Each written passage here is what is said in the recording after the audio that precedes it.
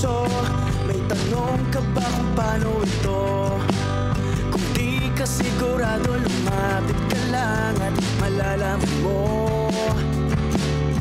Sa show na to, nandito na si Quest at Randy, handang sumagot. Mga dapat gawin, dapat gamitin sa bagong mong negosyo.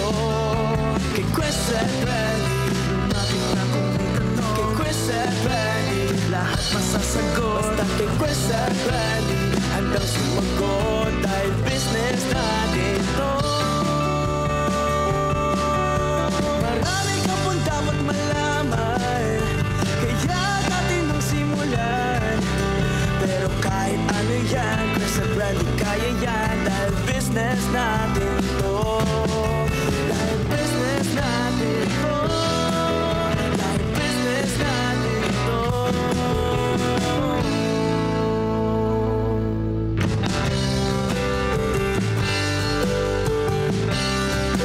Ayun, no? Magandang gabi mga partners. Ayun.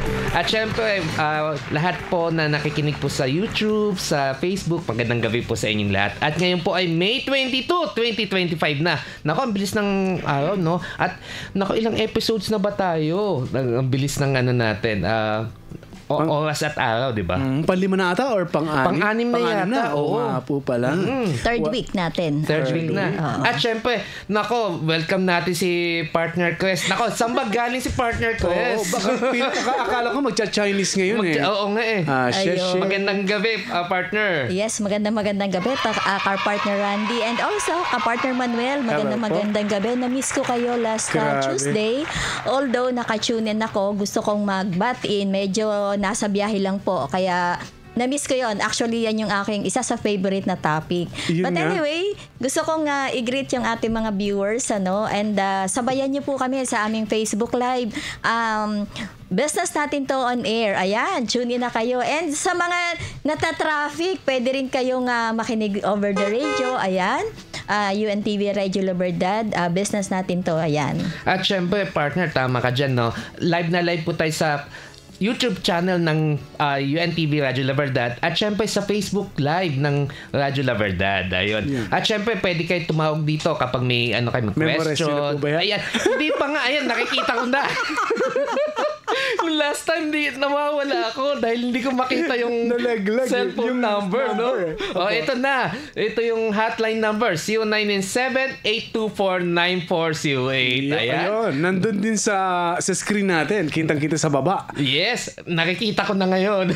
Kaya tawag lang po kayo dyan. At sa radyo po, yung mga nata-traffic sa mga nasa sasakyan, 1350 sa AM band. Yes, yan ang Radyo La Verdad, 1350. Pinapalakas pang signal niyan para mas maraming reach.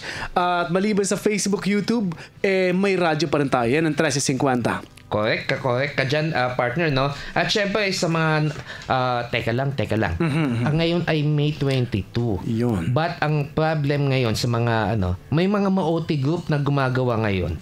Yung deadline ng May 30. Ano po ba yun, Partner Chris? Yes, number 1, yung ating quarterly income tax sa mga calendar, yung mga calendar taxpayer. Ibig sabihin ng calendar, from January to December. Ayan. So, wag niyong kalimutan, ito ay for non-individual taxpayers, whether a partnership or corporation, we are required by law to file yung ating quarterly income tax. Partner, ano pa? Actually, ayan yung mga deadline yan. Actually, yung mga nakikilala ko mga accountant, nag-OT na daw, gumagawa ng mga mga income tax return natin. Kasi nga may bago dyan. Later, pag-uusapan natin yan. Kasi pati pala quarterly income tax, kailangan i-upload sa EAFS.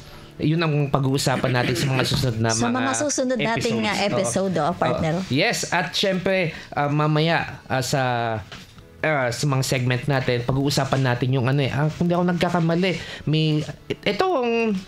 actually, kung ikaw ay isang negosyante, ang hirap mag-sustain ng isang negosyo. Oo. Actually, mag-start ng negosyo at yung mamili ka ng negosyo, ang hirap na. But yung mag-isustain mo yung negosyo for how many years? Nako, yun ang mahirap kasi ang daming mga factors na possible na ma-encounter ang isang negosyante. Minsan nakakainak kasi kung yung iba kasi nagnenegosyo, nagsisimula ng small business, nagtatrabaho talaga, may 9 to 5 sila work sa umaga. So ngayon ang problema, nakakainan yung oras nila hanggang sa wala ng tulog dahil nga maraming mga problema yung negosyo. Paano isa-sustain? Correct. Yan. At kapag may loan ka pa, yan ang isa sa mga hindi magpapatulog sa'yo. Isa pa yan? Ayun, isa pa yun. Interest pa niya? May interest pa yan.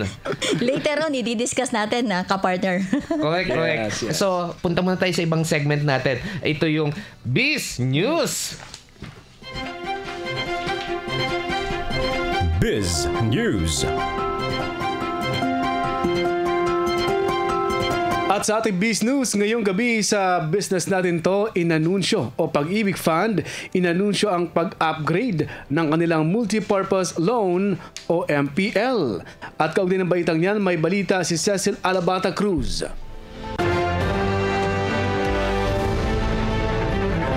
Inanunsyo ng Pag-ibig Fund ang bagong patakaran sa pag-upgrade ng kanilang multipurpose loan o MPL.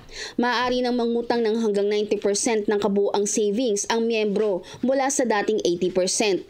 Mas pinadali rin ang proseso, 12 buwang hulog na lang ang kailangan para makautang kumpara sa dating 24 na buwan. Dagdag pa rito ang bagong 1-year payment term bukod sa dati ng 2 at 3 taon na opsyon. Target ng Pag-ibig na matulungan ang 3.6 milyong miyembro ngayong 2025. At yan ang ating balita. Para sa business natin to, Cecil Alabata Cruz, Radyo La Verdad 1350, ang UNTV Radio. Salamat, Cecil Alabata Cruz. Yun, Actually, partner, ang ganda niyan. Mas lalo sa mga Pag-ibig Fund members natin. Napaka-good news yan. Yung balitang yan. Pwede na kayo makapag-loan. Siguraduhin nyo lang na papunta talaga sa business nyo kung may gusto kayong simulan. Yes. Actually, napag-usapan natin loan. Mamaya pag-usapan natin Sumakto yan. naman to balita. At ang kagandahan niya, nag-increase yung kanyang rate from 80 naging 90% yung maximum amount. Ay, maganda yan. Gusto ko yan. Ayan. So, sa mga kapartner na nakikinig po at nanonood po dyan sa Facebook, ayan, magbabalik muna ang inyong kasangga sa negosyo, ang Business Natin To.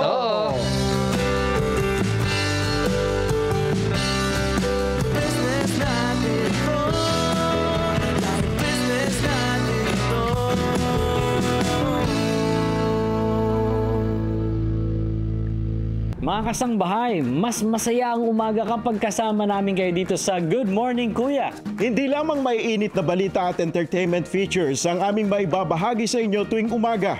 Dahil kabilang na dyan ang mabubuting gawa at pag-ibig sa kapwa. At syempre, hindi kompleto ang araw kapag hindi ka updated sa aming mga social media pages. Kaya make sure to follow, like, share, and subscribe. Upang mahanap ang aming official Facebook page, itype lamang ang @goodmorningkuya o Good Morning Kuya. I-click ang like at siguraduhin naka-follow na rin kayo.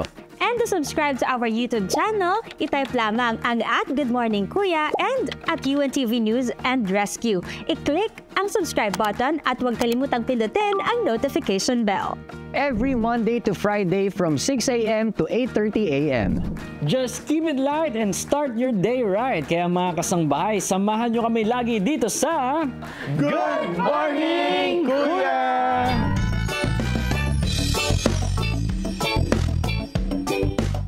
Hindi matutumbasan na kagalakan. Naramdaman ng mga benepisyaryo ng programang MCGI Cares at Serbisyong Bayanihan dahil sa biyayang kanilang natanggap. Thank you for the organization, sa lahat ng mga production team, and sa lahat ng bumubuo nito dahil tunay na kayo yung mga ginamit ng Panginoon para pagpalain yung mga kababayan natin dito. Marami ang naitulong. Nagpapasalamat kami sa founder ng MCGI dahil umabot dito sa amin ang ganitong gawain. Kasi God is good talaga. Yung mga ganitong events, sobrang thankful ako sa Panginoon kasi may pagpapala pa, may gamot pa, may mga ano pa. Basta masayang-masaya ako sa ganito. To God be the glory. Ha? Mabubuting gawa at pagtulong sa kapwa. Hatid ng UNTV Radyo La Verdad 1350. Matalino ang handa sa sakuna. Halos araw-araw nararamdaman ang mga paglindol sa iba't ibang panig ng mundo. Ang lindol ay isa sa mga mapaminsala at nakamamatay na uri ng sakuna kapag hindi ito napaghandaan. Para maging handa, panatilihing kalmado ang sarili kapag nakaramdam ng pagyanig. I-apply ang Dock Cover and Hold para maiwasan ang iba pang disgrasya.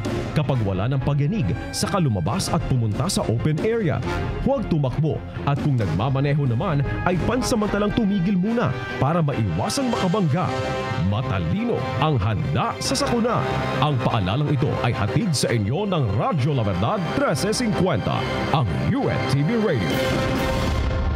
Iba't ibang dahilan ng pagpapasalamat sa biyayang kanilang natanggap. Ipinarating ng ating mga kababayan na napaglingkuran ng programang MCGI Cares at Serbisyong Bayanihan. Maraming salamat po sa inyong pagsiservisyo dito sa amin, yung kawang gawa ninyo at napakarami pong tao na natutulungan. Isang napakalaking tulong po na yung hindi namin kaya due to financial constraint ng aming bayan ay nagagawa niyo po sa mga mahihirap, lalong-lalo na dito sa aming bayan. Lubos-lubos na nagpapasalamat sa naging napakalaking tulong ng serbisyo na ito para sa aming barangay. At sana nga po kung maaari ay hindi lamang ito yung unang beses kundi magkaroon pa ng mga kasunod na pagmimisyon. Pag-abot ng tulong sa kapwa, prioridad ng UNTV Radyo La Verdad 1350.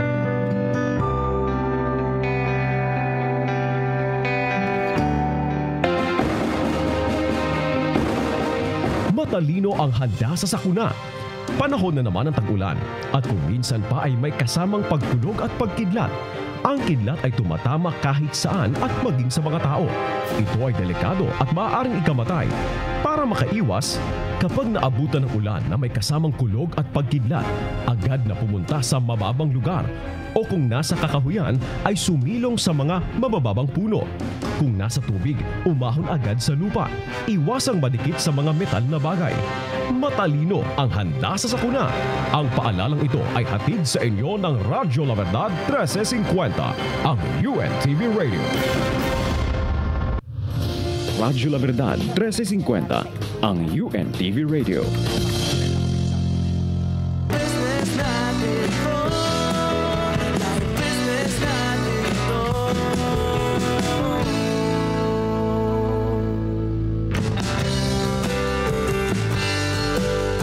Nagbabalik po ang business natin to. Alright! At syempre sa mga nakikinig po sa radyo at sa mga Facebook, pwede kayong kung may tanong po kayo o suggestion po or may topic kayong gustong i-topic natin sa mga susunod na episodes, pwede kayong mag-text po sa 0997-824-9408. At syempre partner, pwede din sila mag-comment sa ating official Facebook page sa ating business natin to on air. Yes. At syempre last week partner ang pinag-usapan natin yung how to start a business. Ayan. Actually, pinag-usapan natin nila partner Manuel kanina yung kasi ang pinag-usapan yung kapag nag-start, ang hirap mag-start at mamili ng ng negosyo, 'di ba?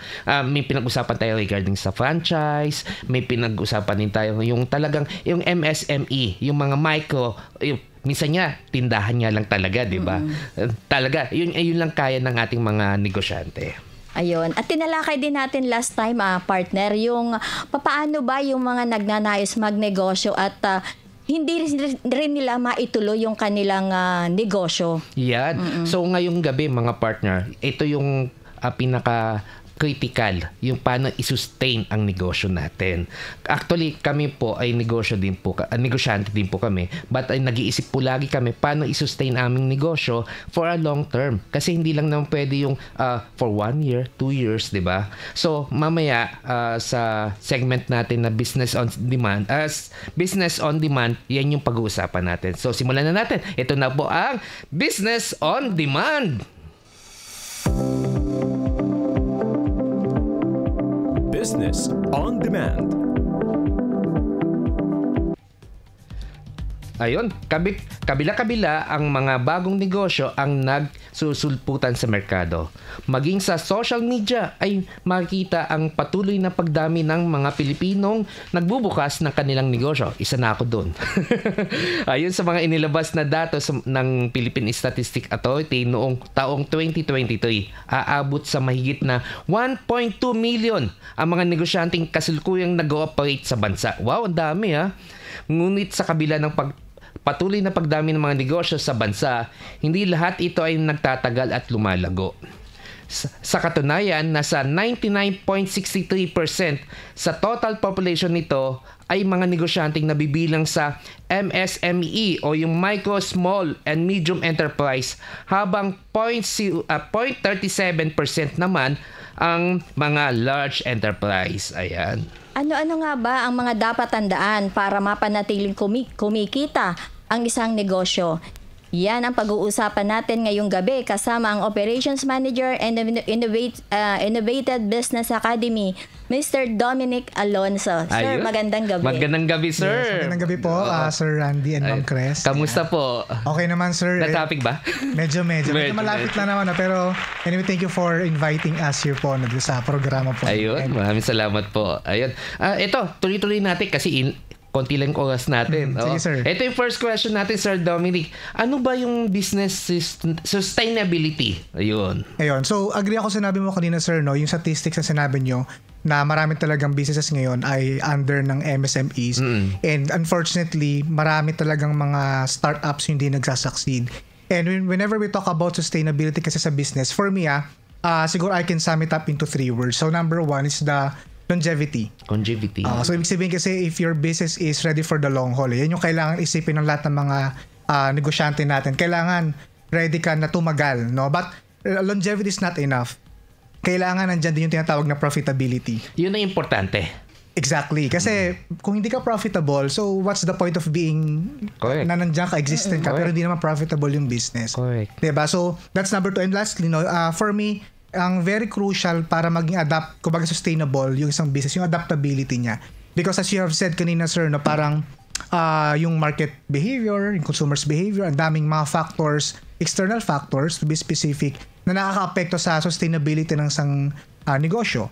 So yung adaptability ng isang business, yun talaga magde-define kung hanggang kailan tatagal yung isang business. So sa akin, sir, yan tatlo yan. Pag sama-samahin mo yung adaptability, profitability at saka longevity, and that's the ability of a business na magstay in the long run. Actually, agree ako dyan, sir, no? Kasi mas lalo nung naging pandemic era, di ba? Yeah, exactly. Imagine mo ilang taon tayo na sa pandemic, di ba? Yeah. Pero mag-goal ka, sir, no? Parang, of course, hindi naman sana natutuwa tayo sa pandemic, no? Pero if you'll try to look at it, may brighter side din siya kahit paano. Marami akong na-meet na mga businesses na yung pandemic for them is a blessing in disguise.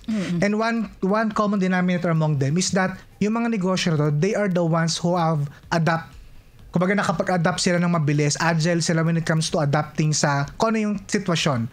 No? And sobrang daming industry yan sa hog farming, sa e-commerce. So, yun yung naging common denominator sa kanila na mabilis sila nag-adjust and nag-adapt. And that's why ngayon, nandito pa rin sila. Sa tingin mo, sir, yung pag-a-adapt natin kasi nung pandemic era kasi, dito nagsilabasan yung mga digital marketing, diba? Exactly. Yes. Kaya nga, kumbaga kaya ko nasabing somehow blessing in disguise siya kasi walang choice tayo walang choice yung mga CEO, yung mga negosyante, they have to adapt, they have to be creative, they have to be resourceful, di ba? Mas lalo sa Facebook, di ba? Or sa YouTube, ang daming nagsilabasan ng mga businesses. Saka sir, kumbaga imagine niyo, ang daming nawalan trabaho unfortunately. Yes, correct ka dyan. Pero dahil sa nawalan silang trabaho, wala silang choice kundi mag-isip ng racket, di ba, ng diskarte. Isa na tayo doon. Yeah, exactly. Pero kumbaga after some time, di ba, parang lo and behold, yun pa yung naging susi para magkaroon sila ng breakthrough in terms of their entrepreneurial ventures. So nagbago yung ating system,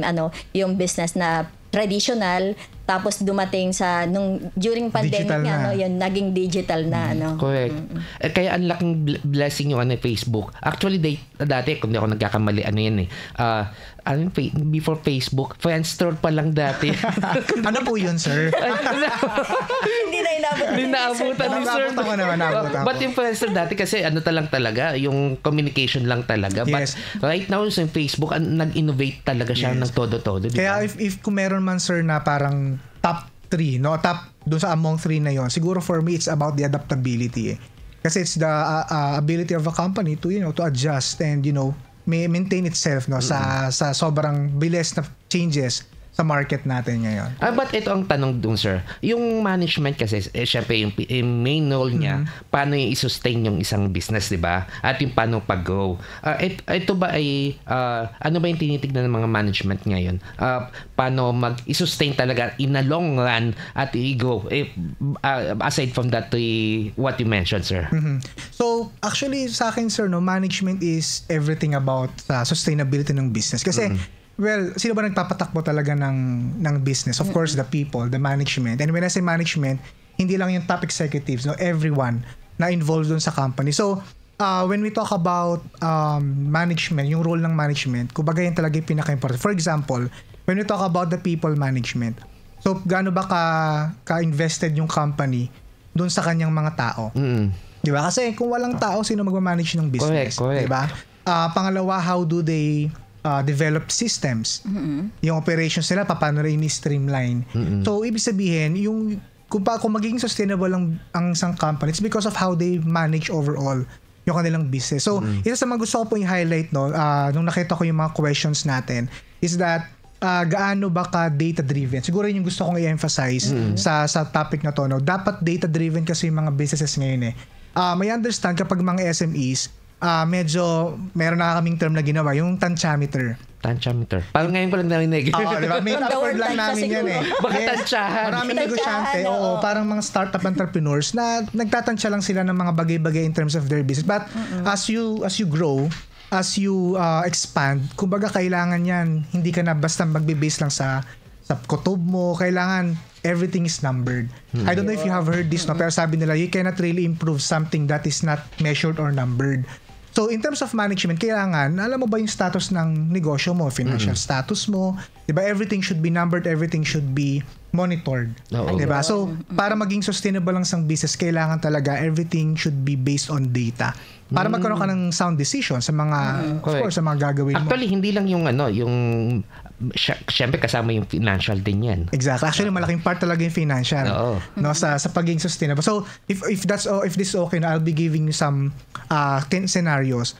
So, before, yung mga startup companies, let's say, hindi pa sila data-driven. So, ano lang yan, based sa kung ano yung gusto nila, what they think is effective. Pero kapag wala kasing basis on numbers and data, parang mangyayari dyan, more on, ayun nga, suntok sa buwan, sabi nga nila.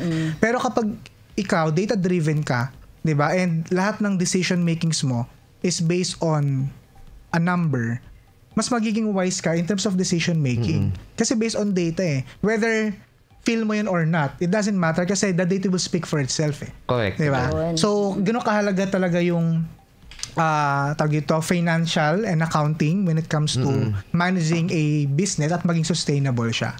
Ayun. Sir Dom, sa ating bansa, ano ba yung mga uri ng negosyo na maaaring magtagal sa merkado? And pangalawa, ano ba yung epekto nito sa ating mga produkto para masustain ang isang negosyo? Well, actually, isa yan sa mga na medyo nahirapan ako. Anong business or industry ba yung pinaka-magbo-boom? Pinaka-the best, no? Pinaka-the best. Kasi sa totoo lang, if you'll just be honest, parang pag titingnan mo yung online ngayon, parang lahat na ata meron.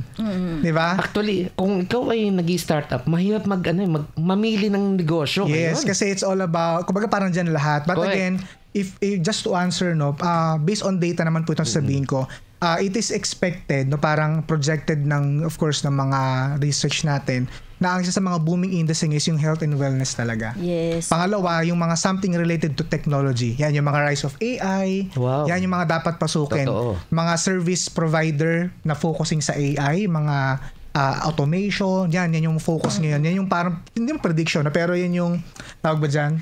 nakikita nila, napoproject nila that will be a booming industry.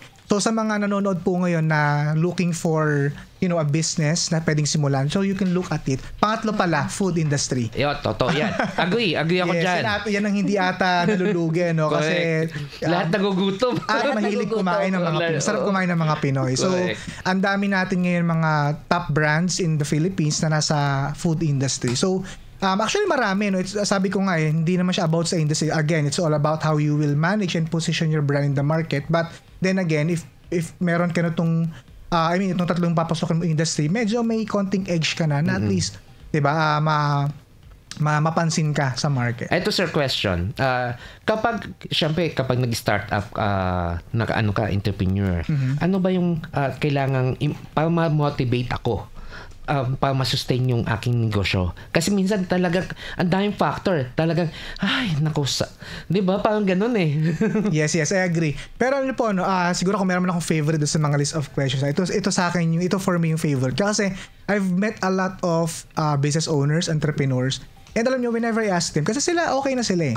I mean, in terms of their social status, okay na sila. But whenever I talk to them, whenever na halos gusto nilang i-give up yung business nila, kasi kung sila lang settled na sila eh. Correct. But then again, what keeps them, fighting and, talagang ilaban talaga yung business. So, it's about the people that depends on, basically, livelihood sa business nila. So, parang, yun yung nagiging hugot nila na they have to make the business work. Ang ibig sabihin mo, sir, iniisip nila yung empleyado nila. Yes. Kapag nawala sila, paano na yung mga empleyado nila? Paano kakain yung mga empleyado nila? Yes. Yung livelihood. Kumbaga, it's no longer about them eh. It's about the people who depend on them. Syempre, lalo pag pamilyado na yung mga empleyado nila. So, amazingly, parang gano'n yung nagiging hugot na nung mga, at least ng mga business owners na nami-meet ko. No? And I believe that's one strong reason, no, para talagang wala kang choice. You have to build your business sustainably. Correct. Ayun. Sir Dom, ano ba yung mga ways to keep your business profitable? And kailan mo ba pwedeng sabihin na sustainable na ba yung sitwasyon ng isang negosyo? Okay, so as I've said kanina, madam, no, one of the most important aspect talaga para maging masabi mong sustainable yung business mo, you have to take a look at your business's financial health. Yan talaga number one. Kasi kapag yung negosyo mo bleeding, di ba, hindi mo alam, profitable ka pa ba? So, in the first place, hindi siya maging sustainable kasi bleeding nga eh. At some point, dating time, talagang you have to close it down. You have to file for bankruptcy and all. So, that's number one. You have to be very, very sensitive and tawag dito, kailangan ka talaga sa financial status ng negosyo mo. That's number one. Pangalawa, ayun nga eh, number two, yung tinatawag na cost optimization. So, when you say cost optimization, ano yung mga aspect ng negosyo mo na pwede kang mag-cut ng cost? Kasi again, if you cut cost, mas magkakaroon ka ng yung cash flow, mas magiging okay. Mind you guys, no, at konting trivia lang, marami sa mga businesses ngayon, the reason that they, kumbaga bumabagsak is because of mismanagement na kanilang finances. Specifically, cash flow. Diba, ang laki ng gross sales nila pero they don't know, wala na pala silang net income kasi yun ang bottom line eh. Diba? So, one aspect, para maging sustainable ka, hanapin mo yung mga aspect ng business mo na pwede ka mag-cut ng cost or cost optimization, I should say. That's number one. Pangatlo, para maging sustainable ka, siguro ito very important, marketability. Correct. You have to be very, very clear na kasi kahit anong marketing mo, kahit anong effort mo dyan, kahit gaano kagagaling yung management mo, if the product itself, the service itself is not marketable, walang demand, parang ang hirap para maging sustainable.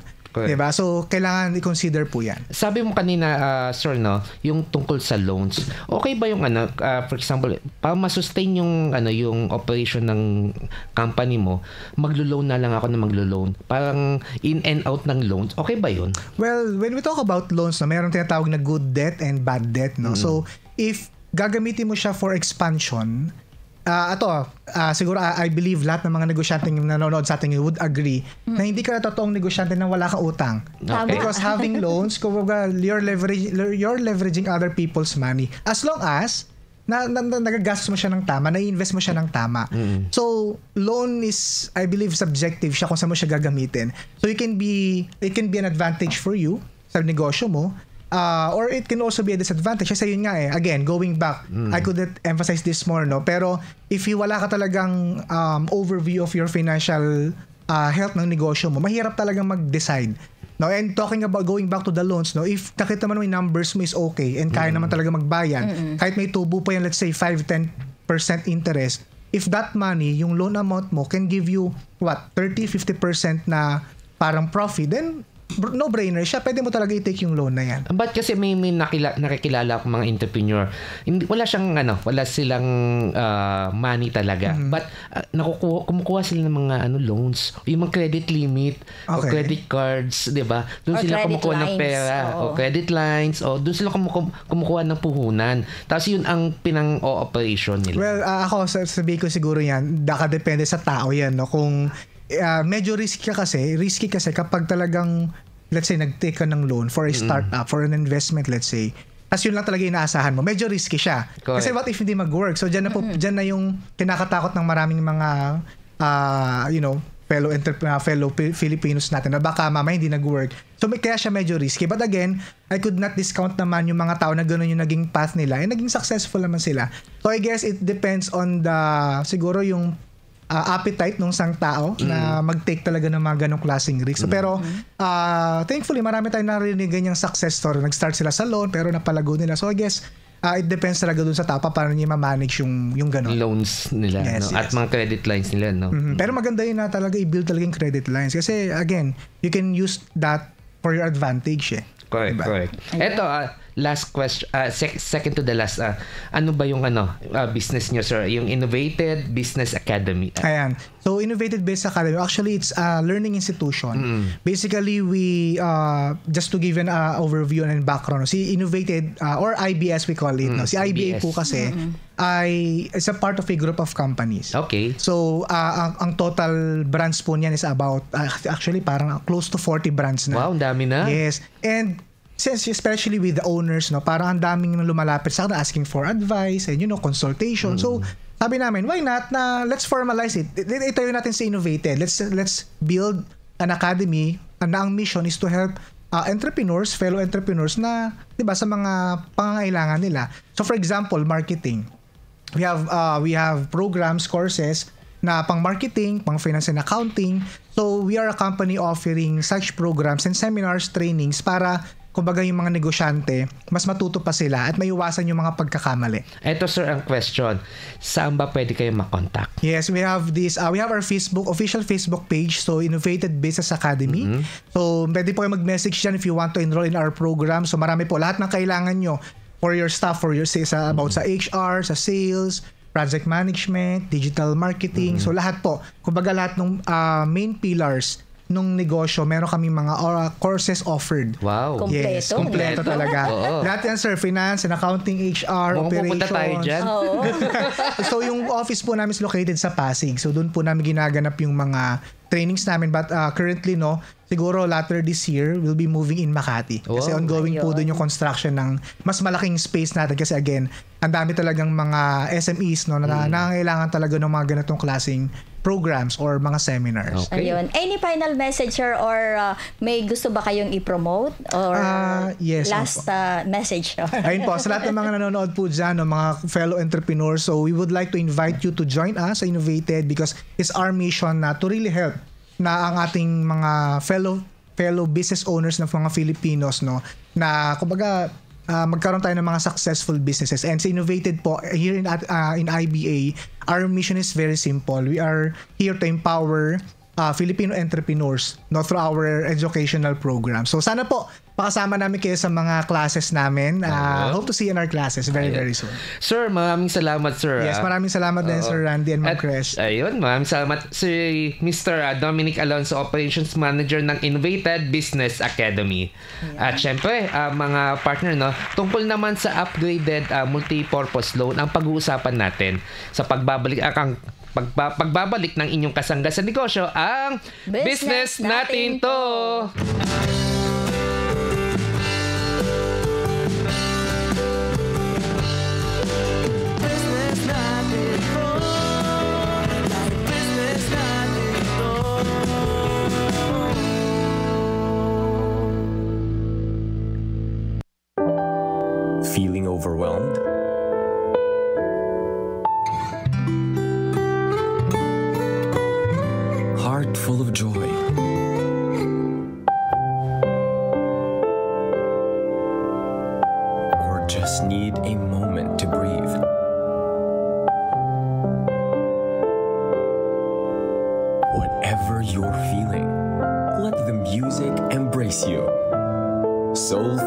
Melodies is back with Volume 3.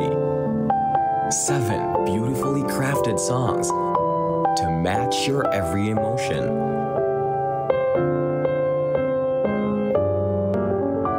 Soulful Melodies Volume 3 is now available in all your favorite digital streaming platforms.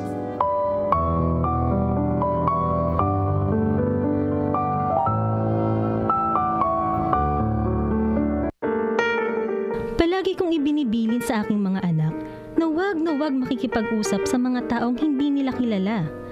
Pero bakit sa social media, pumapayag tayong makipag-usap sa mga taong pareho ninyong hindi kilala? Kapag sa social media lang, walang banta? O mas malala pa? Ituro natin sa ating mga anak ang tamang paggamit ng teknolohiya. Isang paalala mula sa Radyo La Verdad 1350, ang UNTV Radio.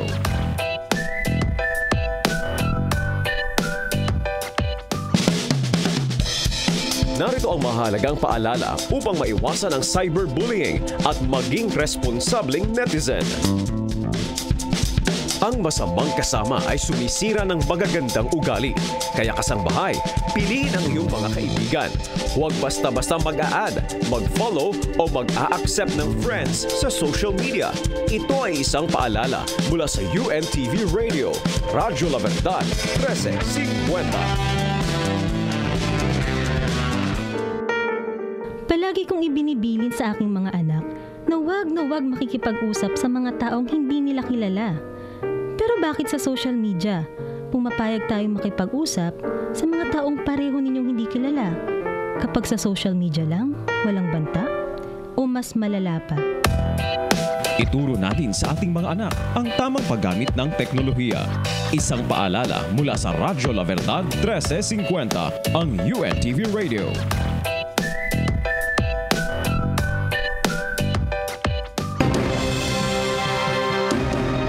Matalino ang handa sa sakuna. Ang sunog ay mapaminsala na dulot ng kapabayaan at maaring maging dahilan ng kamatayan. Para maiwasan ang sunog, iwasan ang octopus connection. Alisin sa pagkakasaksak ang mga dekuryenteng appliances kapag hindi ito ginagamit. Huwag iwanang nakasindi ang kandila kung aalis ng bahay o bago matulog. Panatilihing may nakahandang tubig o fire extinguisher sa loob ng bahay. Matalino ang handa sa sakuna. Ang paalalang ito ay hatid sa inyo ng Radyo La Verdad 1350, ang UNTV Radio. Mga kababayang nangangailangan ng tulong, dininig ng Diyos ang kanilang mga daing sa pamamagitan ng mga biyayang kanilang natanggap mula sa programang MCGI Cares at Serbisyong Bayanihan. Nakakulong po kami, bawal po kami ilabas-labas pag hindi kinakailangan. Pero katulad po nitong programa nyo, talagang malaking tulong po sa amin ito. Lalo na po sa mga walang pambili ng gamot, talagang sobrang tuwa po namin. Malaking tulong po kayo. Maraming salamat. Nako, masayang-masaya po dahil sa katulad ko po na walang dalaw dito, walang kakayahang magpabili ng gamot, sa mga nararamdaman ko, talagang malaking bagay po ang programa nyo. Maraming salamat po. Salamat po sa Panginoon. Sobrang galing po. Nabigyan po kami ng pansin para matignan po yung bawat kalusugan namin sa amin. Sobrang salamat po kasi binigyan nyo kami ng pansin. Kahit nandito kami, di porkit preso kami, baliwala na lang sa iba o sa inyo. Binigyan nyo po kami ng pansin. Sobrang salamat po. Tunay na kalinga para sa kapwa. Hatid ng UNTV, Radyo La Verdad 1350. Oh, may tumatawag. Sagutin mo, ma. Akin na ang cellphone. Sino siya? Anak natin? Ay, sandali ha. Basahin ko. Miss call lang galing kay Kumari. Di na tayo naaalala ng ating mga anak. Ganun nga siguro kapag matanda na. Nakakalimutan na.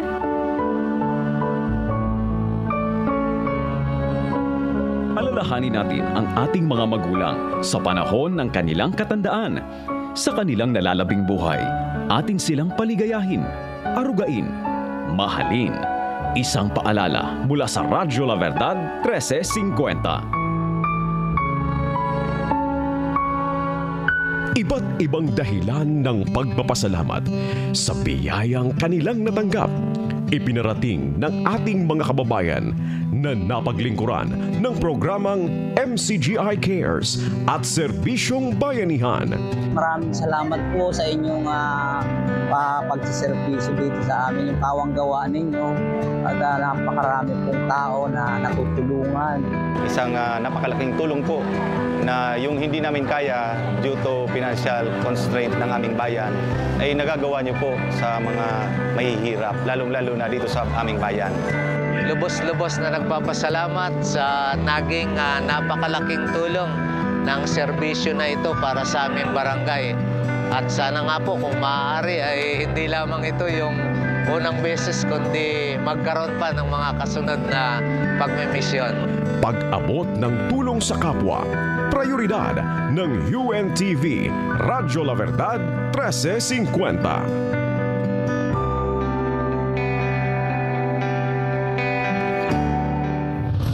Radyo La Verdad 1350, ang UNTV Radio.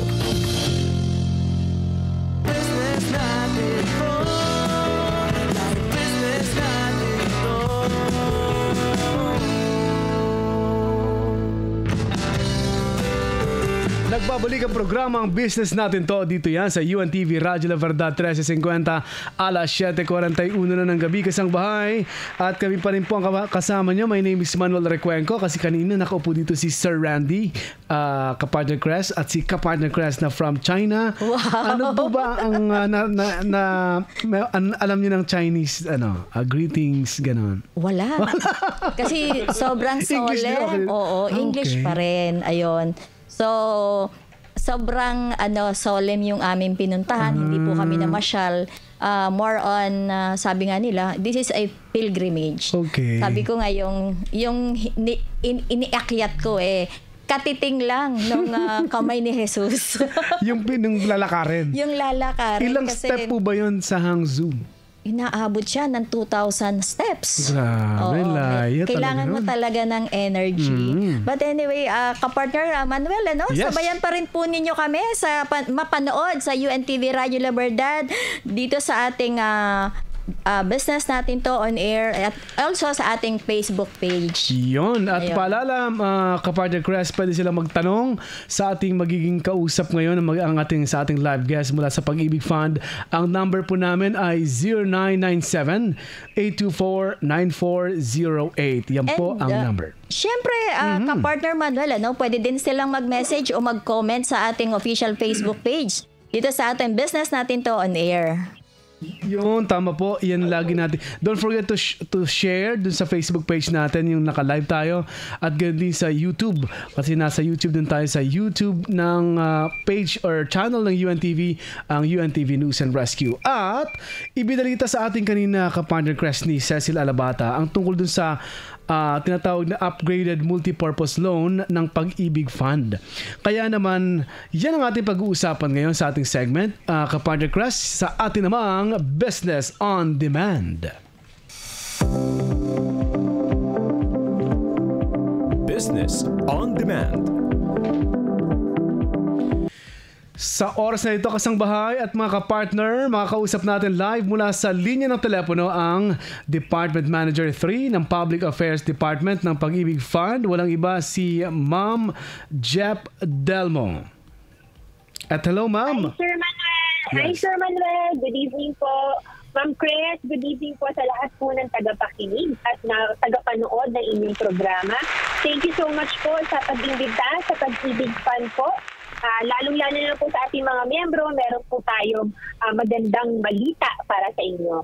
Yon, actually, Miss Jap, yan po ang gusto naming malaman ng aming kasama ni Kapartner Crest at na mga taga-subaybay ng UNTV Radyo La Verdad. Salamat po sa pagpapaunlak. At unang tanong po para makarami kami, Ma'am Jep, ano ang pinagkaiba po ba ng multipurpose loan o MPL ng Pag-ibig sa iba pang loans na inaalok ng inyo pong ahensya?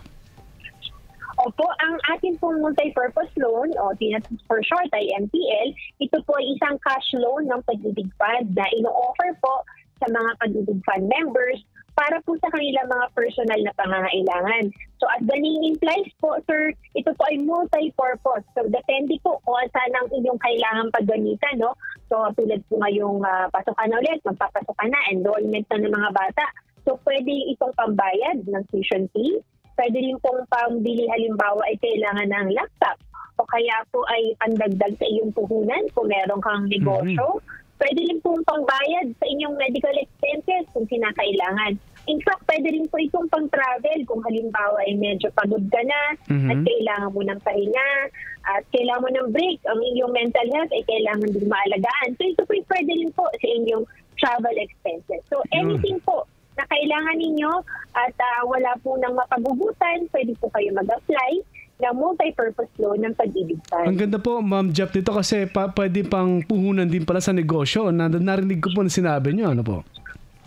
Tama, sir. Pwede po itong pampuhunan. At ang kagandahan pa po nito, sir, sabi mo nga kanina, nabanggit mo na po, we have already improved the multi-purpose loan. So existing naman na po ito, pero alam po natin mas kailangan pa ng tulong ng ating mga miyembro. Yes. So starting po noong May 16, we have already started po our improved MPL. So dati po kasi, sir, ang requirement po natin sa isang miyembro para po ikaw ay makapag-avail ng multi-purpose loan, kailangan po ikaw member na ng Pag-ibig Fund for 2 years or 24 months. So ngayon po, para po mas mapadali para sa ating mga miyembro, 1 year lang po or 12 months po, pwede ka na po mag-qualify to apply for your MPL. At kung dati po, sir, ang pwede mong mahiram na amount ay yung kung 80% na kabuuan ng iyong savings. Yung savings po, kasama po dun yung contribution mo, contribution na counterpart ng employer mo, kasama po dun yung kinitang dividendo ng iyong savings. 80% po noon ang dating pwede mong mahiram. Pero ang kagandahan po ngayon, 90% na po ng iyong total Pag-ibig regular savings ang pwede pong ma-avail under the improved MPL. At ito rin po ay merong flexible payment terms, no? So, kung halimbawa ay kaya mo namang madalian ang pagbayad, so pwede po 1 year, o kaya po ay pwede po natin i-extend up to 2 years. In fact, pwede po hanggang 3 years. Yun. May katanungan po si Kapartner Crest. Go ahead. Ayun, oo, Miss Jap, ano? Sino-sino naman po yung mga kwalipikado na mag-loan ng ating natawag na multipurpose loan sa Pag-ibig? Ang ating pong programang MPL ay exclusive para po sa mga Pag-ibig Fund member. So ikaw po ay member ng Pag-ibig Fund at ikaw ay actively paying your savings. So meaning po, for the last 6 months, ikaw ay may hulog kahit isang beses lang. Yun po ang active, no? Pwede ka na pong mag-apply. At kung halimbawa po, katulad po nung nabanggit po kanina, dapat po ay ikaw ay miyembro na ng Pag-ibig Fund at nakapaghulog na ng at least 12 months worth po ng iyong monthly savings. So ikaw naman po ay wala ring default. Kung halimbawa ay may existing loan ka na po sa Pag-ibig, no? Kung may housing loan ka, dapat po ay hindi in default o updated po ang status ng iyong existing loan at pwede ka na po makapag-avail ng MPL. Marami na pong actually Ma'am Jap, Ma'am Jap, no, na nabanggit niyo na yung mga requirements na iba, like yung kapag may existing loan ka, may loan ka ng bahay, may mga kailangan na dun sa requirement ay sumakto ka. Ngayon po, ano pa po yung mga iba pang tatandaan nating parang pinaka-requirement na dapat meron ka nito? At maaari bang mag-apply ng multipurpose loan online? Kasi marami po ay hirap na sa traffic at minsan may mga edad na iba pupunta pa sa mga offices ng Pag-ibig Fund. Ma'am Jap. Sagutin ko muna, Sir Manuel, yung question mo on documentary requirements. Yes. No? So, unang-una po, sir, you have to fill out po and submit to us a complete form po, complete filled out na multi-purpose loan application. So, pag ito po ay kompleto na, mag-isamahan niyo po ng isang valid ID. Tapos po ay inyong proof of income. So ano po yung proof of income? So iba-ibang klase po ito, no? Pwede po itong payslip, pwede po itong certificate of compensation. Okay. Pwede rin po actually sir, kahit po yung passbook mo, no, showing that yes, may regular income ako, so pwede rin po ito. Ito po ay applicable para dun sa ating mga hindi formally employed, no, yung pong mga nagtitinda, nagda-drive po, yung mga ganyan, hindi po naman sila naka-payslip pa ang kanilang kinikita, no? Ayun po lang ang kailangan nating documentary requirements. At mas maganda po sana, Sir Manuel, kung meron ka ng tinatawag nating lingkod, yung pong ating tinatawag na loyalty card class. So ano po yun? Ito po yung ating discount and promo card at the same time ay cash card po. So kung halimbawa po ikaw ay nag-loan sa Pag-ibig Fund, yung pong proceeds ng inyong inutang ay hindi mo na po kailangan pang puntahan sa aming mga branches kasi po ita-transmit, i-remit na po natin yan diretso po sa inyong cash card. So pwede mo na po agad i-withdraw through your mga ATM po. At kanina nga po, natanong niya rin, pwede po mag-apply online. Pwede po. Opo. You can apply po online. We have what we call our virtual Pag-ibig. It's an online website of Pag-ibig Fund po. Pwede nyo na pong doon i-file ang inyong loan application. At kung halimbawa naman ay you have time at gusto bumisita sa mga branches po natin, pwede rin po ito sa ating mga opisina. Yun, maganda doon, Ma'am Chris. So, Miss Jap, magkano po ba yung interest rate sa Pag-ibig Multipurpose Loan? At the same time, gaano po ba katagal yung proseso at gaano rin katagal yung pagbabayad? Ay, opo, magandang katanungan. Of course, pag hihiram ka, ang tanong ba sunod, magkano ba interest ito, no? Opo, very affordable po ang ating interest rate. Ito po ay at 1.4583% per month. Ayan po. At ano po isa pa ng tanong, kung ito po ay kailan pwedeng bayaran. So, pwede po itong flexible po. Pwede pong 1 year, pwede pong 2 years, at pwede rin pong 3 years.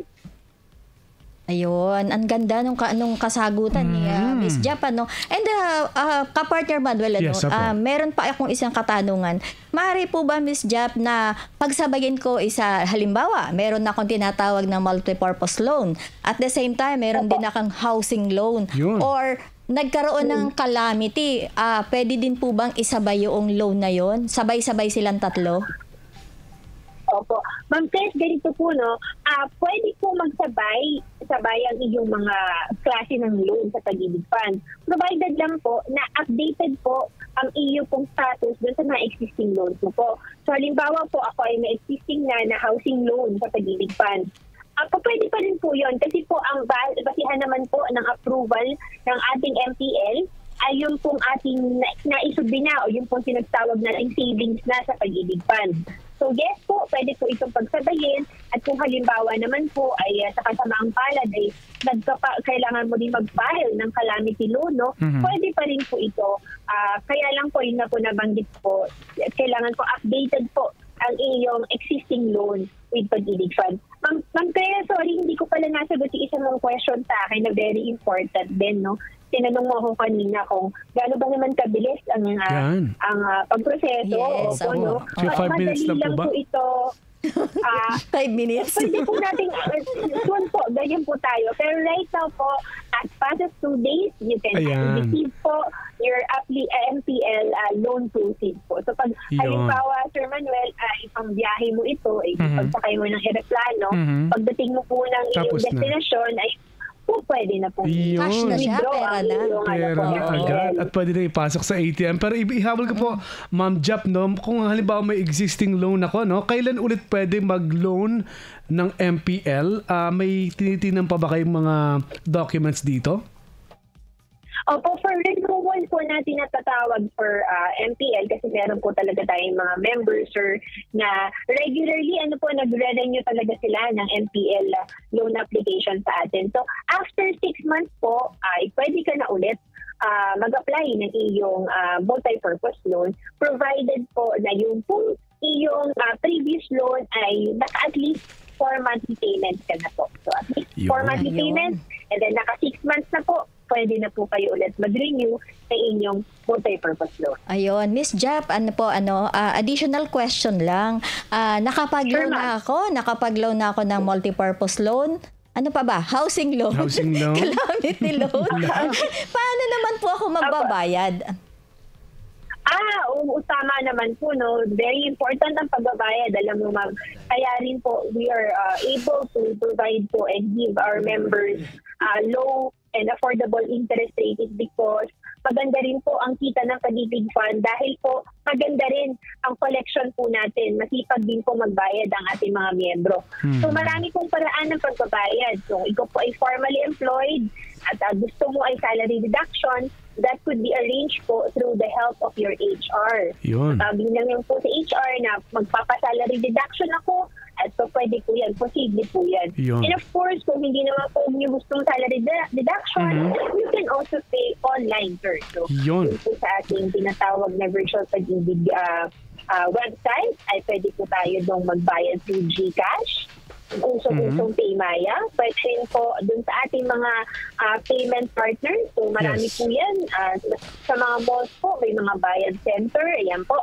So there are many ways po of paying. In fact, pwede rin po ito sa ating mga branch. Kaya lang basta pa po bababiyahe, no? Mas maganda na pong bayaran mo na lang to online para wala ka na pong isipin. Ang ganda, napaka-interesting at sigurado yung mga membro ng Pag-ibig Fund, baka po maisip nyo na ay madagdagan ng loan, ay kaya naman sigurong bayaran, lalo pat papunta ito sa negosyo o sa kailangan talaga sa eskwela, sa kailangan ng inyong pamilya, ay avail po ninyo itong bagong upgraded na loan ng Pag-ibig. At maraming salamat po, Miss Jap Delmo. Kami po ay natutuwa. Yes, Ma'am Cres, maraming salamat, Miss Jap Delmo, Department Manager 3, Public Affairs Department ng Pag-ibig Fund. Salamat po. Maraming salamat po, Sir Manuel, Ma'am Cres. Good evening. Good evening at sana po ay hindi itong huli sa business natin to sa Radyo La Verdad. Maraming salamat, Miss Jap Delmo. Marami pa tayong mapag-uusapan ka, Partner Cres, at sa pagbabalik lang yan ng kasanggamo sa negosyo. Ito ang Business Natin To.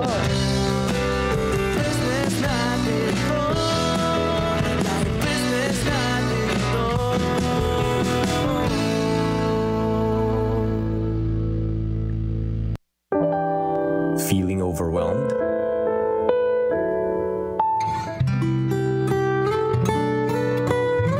Heart full of joy?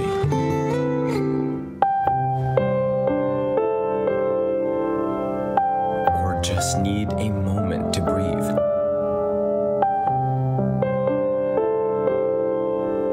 Whatever you're feeling, let the music embrace you. Soulful Melodies is back with Volume 3.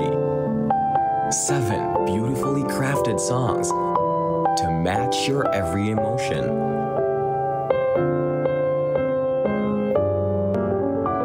Soulful Melodies Volume 3 is now available in all your favorite digital streaming platforms.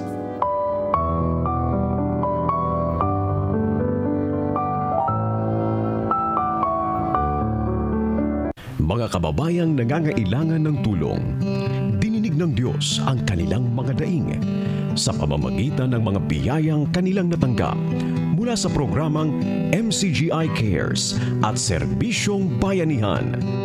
Nakakulong po kami, bawal po kami ilabas-labas pag hindi kinakailangan. Pero katulad po nitong programa nyo, talagang malaking tulong po sa amin ito. Lalo na po sa mga walang pambili ng gamot. Talagang sobrang tuwa po namin. Malaking tulong po kayo. Maraming salamat. Nako, masayang-masaya po dahil sa katulad ko po na walang dalaw dito, walang kakayahang magpabili ng gamot, sa mga nararamdaman ko, talagang malaking bagay po ang programa nyo. Maraming salamat po. Salamat po sa Panginoon. Sobrang galing po. Nabigyan po kami ng pansin para matignan po yung bawat kalusugan namin sa amin. Sobrang salamat po kasi binigyan nyo kami ng pansin. Kahit nandito kami, di porkit preso kami, baliwala na lang sa iba o sa inyo. Binigyan nyo po kami ng pansin. Sobrang salamat po. Tunay na kalinga para sa kapwa. Hatid ng UNTV, Radyo La Verdad, 1350. Radyo La Verdad 1350, ang UNTV Radio.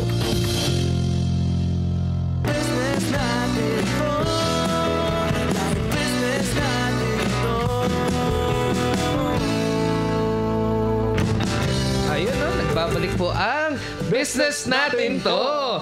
So, ang ganda mga partner ang talakay niya yung gabi, no? Sobra. Kabitin, sana mag-part 2 sila. Part 2, no? Part 2, oo. Sa mga nanood po ngayong gabi, pwede ho kayong kapag may question kayo o may tungkol sa tax or sa kung gusto nyong topic, pwede ho kayong mag-text dito. Ito, alam ko na.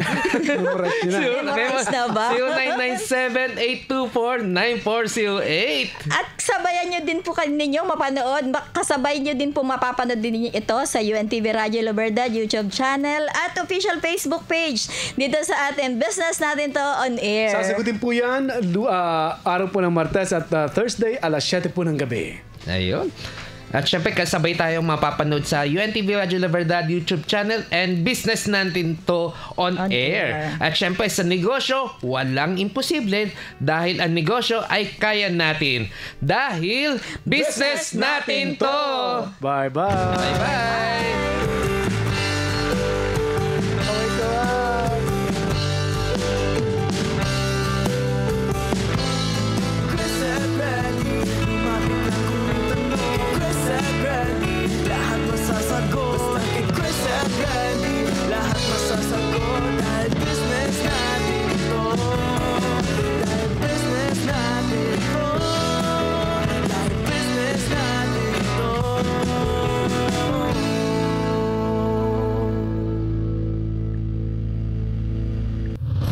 Radyo La Verdad 1350, ang UNTV Radio.